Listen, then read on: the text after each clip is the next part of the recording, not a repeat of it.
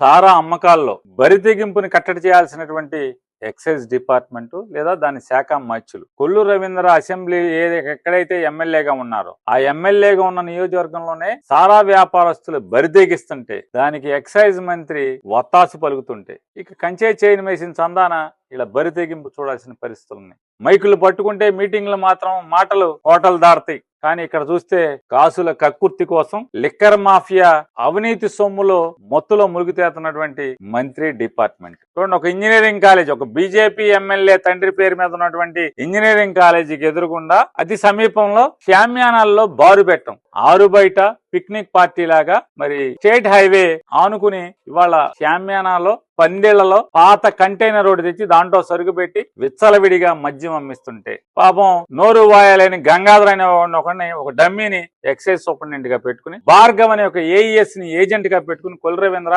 అడ్డగోలుగా దోచుకున్నటువంటి పరిస్థితి. మంత్రికి చీమ కుట్టినట్లేదు. ఎందుకంటే మంత్రి కనుసనల్లోనే నెల నెలా మా ఊళ్ళు వస్తున్నాయి కాబట్టి మంత్రి మాట్లాడడం ఒలకట్టు పలకడం. ఎక్సైజ్ కమిషనర్ కి ఏమైంది? ఏం పోయే కాలం డిపార్ట్మెంట్ కి మా ఊళ్ళ మొత్తంలో నిద్రపోతున్నారా మీరందరూ? మళ్ళీ ఒకసారి ఛాలెంజ్ చేస్తున్నా, ఎక్సైజ్ కమిషనర్ గారు, మా మంత్రి కట్టాకు సిగ్గు లేదు, నా ఛాలెంజ్ స్వీకరించు. ఇప్పటికే మీ ఆఫీసులో నా సమాచార హక్కు చట్టం కింద ఇచ్చినటువంటి అప్లికేషన్ మీ దగ్గర ఉంది, మెయిల్ లో కూడా ఉంది. మీరు ఇప్పుడు దాకా ఏ బార్ లో ఎంత సరుకు కొంటున్నారో, ఏ బ్రాండ్ కొన్నారు, ఎంత విలువైంది కొన్నారో, ఎన్ని సీసాలు కొన్నారో బహిరంగంగా పేపర్కి ఇచ్చేటువంటి సత్తా మీకు లేదా?